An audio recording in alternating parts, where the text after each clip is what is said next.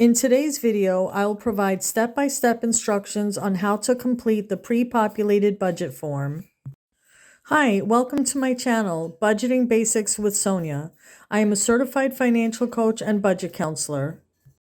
To complete the pre-populated budget form, you will need your income information, the amount of each bill, the amount to reserve for each variable expense, and a calculator.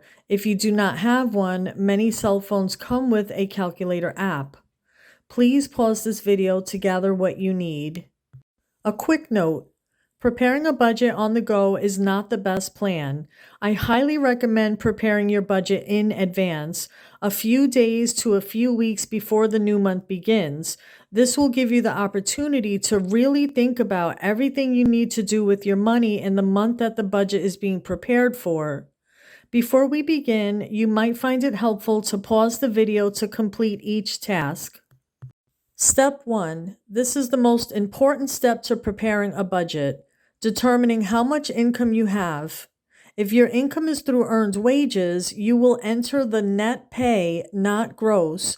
Your net pay reflects the actual amount of money you can use toward your expenses. We'll start by completing the sources of income section and calculating the total. For this budget, the income source is biweekly paychecks and child support.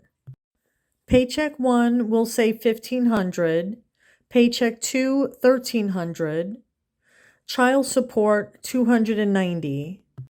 Next, we need to calculate the total sources of income. Altogether, the total amount of income is $3,090. Step 2. Enter the amounts for all expenses that apply to you, leaving all other expenses blank. We'll say my portion of the rent is $657. Utilities, $250, car payment, $423, car insurance, $137, renter's insurance, $20. We'll say 2 cell phones at $95, credit card 1, $35, credit card 2, $50, credit card 3, $42, credit card 4, $25, and those are minimum payments. Student loan, we're going to say 0 because it's deferred. $75 for a storage unit. $25 for county waste. $15 for water bill. 3-in-1 cable, home phone, and internet, $209. Amazon Prime, $17. Netflix, $21. Disney Plus, $7. And an Xbox subscription for $25. Next, we need to calculate the total of all bills in this section. The total amount for all bills comes to $2,128. Step 3. Variable expenses. Enter the amounts for all expenses that apply to you, leaving all other expenses blank. Variable expenses change regularly and may be directly influenced by the choices you make day to day. It can be tough to figure out how much to reserve for these expenses, but it does get easier to figure out when you prepare a budget each month. For this budget, we'll say $100 is needed for food once SNAP runs out, $75 for toiletries, $230 for gas, $40 for pet food, $60 for laundry, $200 reserved for debt reduction, $50 for takeout, $15 for scratch-offs, and $10 for savings. Notice that I left the Miscellaneous Unexpected Expenses category blank. I will discuss how to calculate the amount that goes in that category in the next section, but for now, we need to calculate the total amount of all variable expenses, and the total comes to $780. Step 4. Determining how much money is left and where it goes. First, enter the total amount of income. The income came to $3,090 for this budget.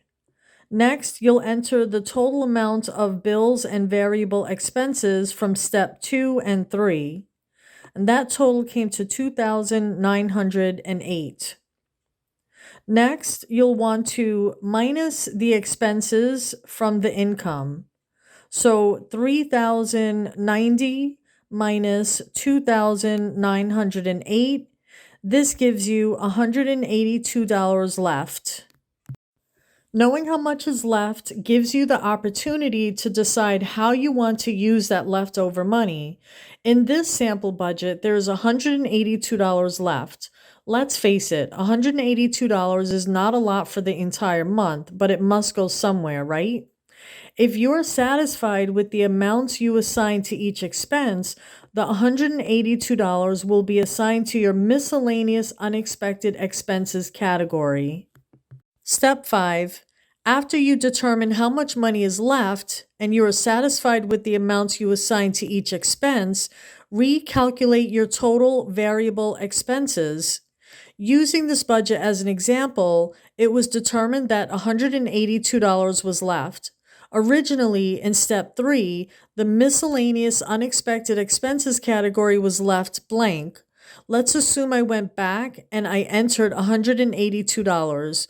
With that update, you will recalculate the total for the variable expenses. With this recalculation, the income and expenses are balanced. This concept can be looked at in the same way you balance your checkbook. In this case, you have $3,090 to work with, and you assigned each dollar to an expense. Therefore, your total expenses equal to the total of the income.